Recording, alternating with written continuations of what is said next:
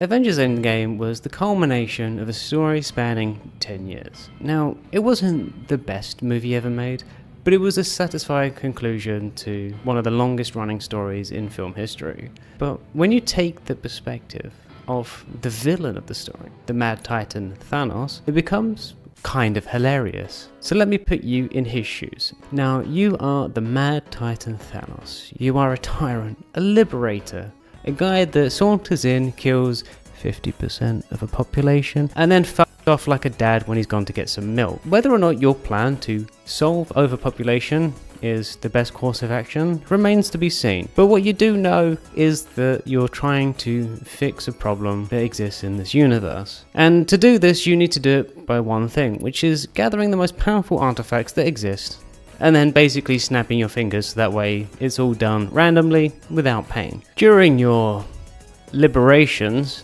you picked up 2 daughters and a whole host of people that support your cause, and these 2 daughters have proven to be quite useful creatures all in. One is truly wonderful and is also probably going to end up becoming the successor to your kingdom, and the other one is now an android, essentially. But one day, you're just minding your own business, you just liberated a planet, and you were literally wiping off the blood of some poor woman who drew the short straw when you get news that you found a stone. That's when one of your daughters, Nebula, falls to the floor and produces a hologram of some human? You guess? It looks a bit like Gamora, only without the green skin, and he seems to be wearing like a suit made of metal. Kinda cool, but then you hear they should just wait for another human to pop up, and then that way they can steal the stone from him. And you're just like, hang on a second. Nebula's gonna steal the Power Stone? Nebula. This is pretty incriminating, honestly. Father, that's not me. Her synaptic drive was probably damaged in battle. I don't know, daughters, unless like another version of Nebula has come from the future back to our time and is transmitting data to our Nebula, this is pretty damning. Of course, the one that was trying to kiss my ass all day is the first one to betray me. It's always like this, isn't it? Talk about overcompensating, you'd think that she had a penis. But now you have to do the unfortunate thing of extracting the truth out of her. Luckily, thanks to some techno magic, you can just get there at the push of a button by extracting her memory files, because apparently her brain is also a machine. And now you can find out how deep this treachery goes. My lord, it appears that she's telling the truth. Yeah, right, bro. Yeah. I'm supposed to believe that, am I? Her files are entangled. That memory isn't hers. There's a timestamp from 9 years in the future. Corrupt files, But what did I tell you about using the Earth calendar system in front of me? We don't do that here. My apologies, my lord, but it appears that there is another nebula sharing the network with our nebula. Fine, I'll humor you. Get the duplicate's memories and find out anything about the Infinity Stones. You're not gonna let a golden opportunity like this pass you by. And you watch as you see multiple humans talking amongst each other, talking about all of the Infinity Stones. And for one, you're pretty shocked to realize that these humans are that well educated. From your best estimates, humans are practically cave people. And here they are talking about the most powerful things in the universe as if they are just day-to-day objects. More, these guys are from Earth. Are you in on this too? Is that why you use the Earth calendar system? Because you're in on this? I'm so disappointed in you. No. What? No, my lord. Wait, these are Avengers. You know them, father? Yeah, they're just cockroaches from Earth, but that's besides the point. I sent some Asgardian god to deal with them a few years ago, but he just got his ass beat by them. They had some kind of medieval knight, some jar of sweet corn or something, and some roided up guy in spandex. Oh, and the god of hammers. Loki lost to a medieval knight? Something to that effect, yeah. He's called Tony Stark or Iron Man or whatever, but I just drew some conclusions. Father, didn't Loki have the Mind Scepter? My lord, according to this file, the Mind Scepter was the Mind Stone. Wait, didn't we already know that? You know, my lord, that was very unclear. Flashback. He's found an Infinity Stone on a planet called Morag. Father's plan is finally in motion. 1 stone is in 6, Nebula. It's a start. End of flashback. 2 different nebulas. No, it's still the same nebula, she just hasn't betrayed me. Yet.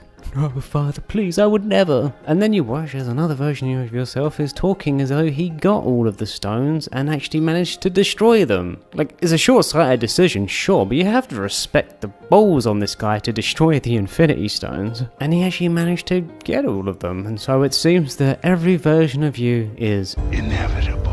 So you watch the hologram to see them trying to undo something another version of yourself did in their timeline. My lord, this is your future. No, I gotta catch them all. It is my destiny. And then you watch as the other version of yourself has its head cleaved from its shoulders. And that is Disney actually allowing a beheading live on camera. I mean, that is destiny fulfilled. Disney? Doesn't matter, anyway. And then the Moor tries to strangle your daughter, and you're just like, bro, come on, like, this is golden opportunity here, like, calm the fuck down. We're gonna use this to our advantage. You can try and find a way of putting your Nebula into that team of Avengers, because, you know, they're identical in every way except for, well, that golden plate on their head. But first you need to capture the other Nebula, and by some more techno magic, you are able to paralyze her just before she's about to send herself back to the future. And you get her aboard your ship. And then for some reason, Nebula and Gamora decide that they want to go and interrogate her. Bear in mind you have access to all of her memory files, so why they felt the need to go and interrogate her rather than just extracting the information through her systems, you don't know, but at least they're going to have some fun with that. And it doesn't take too long because Nebula comes back with some vial of magical red stuff. What is this? Like some kind of blood? No, father, it's particles that allow you to shrink in size. And how do you know that? Well, the other Nebula told us. They used this to shrink in size, passing through something called a Mobius strip inverted, going into the quantum realm and using that to travel backwards in time. Wait, Mobius? Is he going to appear? Oh my god, are these Avengers working with a TVA? That's a big problem, isn't it? Oh my god. Father, if you reverse engineer that, then you'll be able to shrink down the ship. Wait, wouldn't we need more than just this little vial to shrink down a ship and our entire army? You know, like, this amount of magical bullshit seems to be about one use per one person. Wouldn't we need like a vat the size of a small moon to like make an entire army shrink down? Probably, father, yes. And how do you expect me to get all of that? I don't know, father. So you want me to use this red liquid, reverse engineer its mechanisms, so I can shrink this ship small enough to pass into the quantum realm? A thing that we didn't even know was 100% true until this very minute, and then wait for you to maybe switch on a device to send us back in time. How will we even communicate with you? Don't worry, father, you can do it all off screen and it'll be done in a heartbeat. Oh, why did you just say that sooner? Oh, thank god, that actually solves a lot of those problems, doesn't it? Now we can let people draw their own conclusions. So you send these particles to your best scientists and hope that they can reverse engineer them. And it works. You manage to shrink down the entirety of your ship. Off screen, of course. In the meantime, Nebula gets to work. In a few moments, she sends back a signal. And you and your men arrive in a very dark and desolated place because, you know, you just blew it up. So you get Scotty to beam yourself down to the planet. And Nebula's like to you, hey, what are you gonna do? If you know anything about heroes, is that eventually they will come to you. So you sit your ass down and rest your back because, frankly, it's tiring trying to carry two movies. Or at least definitely the previous movie, frankly. Like, that was really your story. And now you're feeling some variant trauma. Speaking of which, where are those TVA dickheads? Like, these creatures are fucking around with time travel, something the TVA hates. But nah, nada. It's wild. These Avengers must have some insane plot armor, and that might prove challenging going forward. In the distance, you hear some Avengers talking, saying something about, what is he doing?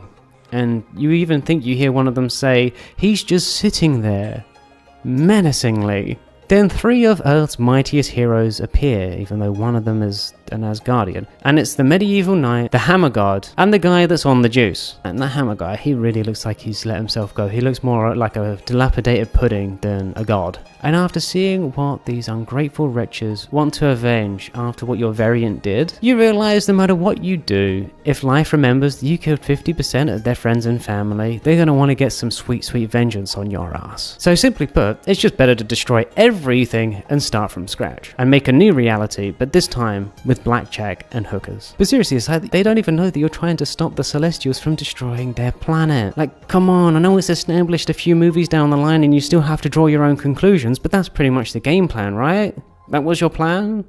Right? Or was it some sadistic dance with death? Because you love her so much. We don't know. You don't know. This is all very ambiguous and no one has a clearly defined answer. But all you gotta do now is break these fools' ankles and get the stones. And they look like they're ready to go for a cheeky 1v3, which you're more than happy to oblige. You are a match for any god of hammers and apparently axes too now? Any medieval knight and any person that's on the juice, because you are on the juice yourself. But it turns out the medieval knight is not actually made of iron, but is in fact wearing some magical techno bullshit suit. But that doesn't matter so much because you can still kick his ass. And you give it to them good. You don't even need your minions. And you show these Avengers what's up. These guys managed to defeat your variant. That guy must have been pathetic. Anyway, you use the hammer guy as a punching bag until he throws his axe at you. But you just catch that shit in midair and start using it to try and gouge a hole in his chest. Then you get hit in the head with the hammer. And you look back and it's the roided up spandex guy. And he just looks at you holding the hammer and you're just like, is this supposed to be a big moment, my friend? Like, you're holding a hammer, whoop-de f***ing do. Anyway, time to deal with this clown. Turns out that hammer is not weak. Pretty strong and it lays you the fuck out. And he's doing combos, like he's been practicing with this thing all of his life. And he's just like, didn't he just pick this up like 2 seconds ago? How is he able to do this? And I mean, out of all the gimmicks, how are roids and hammers the one that are gonna beat you? Like a human with steroids and a hammer. I thought roids were meant to make your hammer smaller, not stronger. And apparently he can summon lightning now too, and there is no end to this magical bullshit. Anyway, you cleave that guy's shield in half and you send him on his ass. And you whip out your Shatari army. And you tell the spandex man that you're about to enjoy what you do very much, as though you've been gooning at the Pornhub like a North Korean soldier in Russia. And he actually walks forward alone. I mean, you gotta respect that. Like, no backup, no man, just him and a broken shield. Commendable, but stupid. And that's when a portal opens. Finally, the TVA is here. Christ, better late than never. Oh, no, that's not the TVA. That is African soldiers and wizards. And now you realise that you have a literal war on your hands. After a brief moment of fighting some wizards and African soldiers for some reason, you're supposed to be in America and there are no American soldiers here fighting against you. But whatever, this is how it is, apparently. You'd think the country with the largest military budget in the world would defend against a literal spaceship over their cities. But what do you know? You are a titan.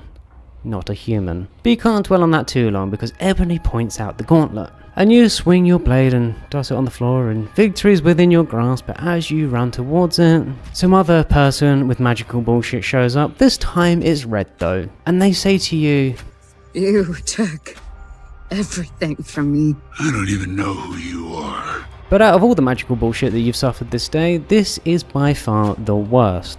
And good lord, she is strong. So you call your troops to rain fire, because you think this is like the only way you can distract this lady. And that's when you see yellow magical glowing bullshit come from the sky and go straight through your ship, destroying it. And you're just like, okay, it's fine. If we get the gauntlet in the end, all of this is worth it. A little bit of sacrifice, it's fine. And that's when the magical yellow glowing bullshit lady picks up the gauntlet herself and assembles with all of the women. Which is a surprisingly controversial moment in 2023, which is when the movie is set. But you identify where they're going to take it, which is some beat up old van in the middle of the battlefield. So you toss your blade into it, destroying the whole thing and basically circumventing their entire plan. Why you didn't do this before, we don't know. But hey ho, we got there in the end. And you see the gauntlet on the ground and once again, victory is in your grasp. You are almost salivating at the thought. You almost get a finger on it when the medieval knight comes out and stops you. And then the hammer and axe guy, who seems really hell-bent on trying to hit your head, and then the spandex guy. And you get them good and you knock them out cold. Finally. And that's when magical bullshit number 3 comes back and she manages to stop you in your tracks. You don't know what's more surprising, the fact that she thought that haircut looks good, or the fact that she can actually hold her own against you. But you swat her away like a bug and get your hands inside of the gauntlet. Finally, the moment that you've been waiting for.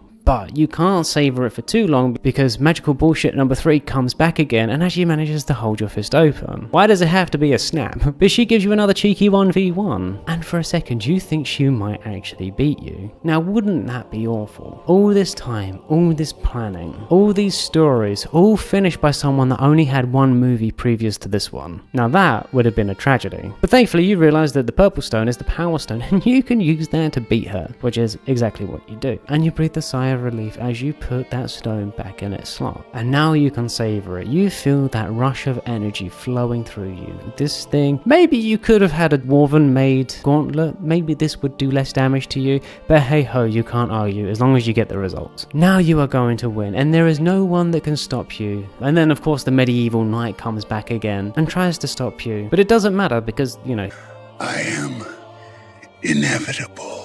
but nothing happens. Turns out you forgot to check if the stones were still in there. Never mind that, you know, there's no energy flowing through you at that point in time, so how you were able to overlook such a monumentous thing is quite bizarre actually. And you look over and you see the medieval knight with all of the stones in his hand, and he looks you dead in the eye and says,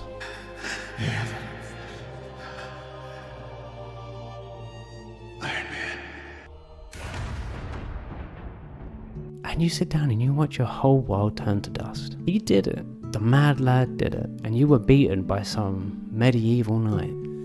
Anyway, if you like this video, please give it a like and also consider subscribing because I do a lot of these videos now. Apparently this is my thing. I just want to shout out my members, especially the Talent on X, Lavender, Yuri and Alan. Thank you, have a great day and have a great life.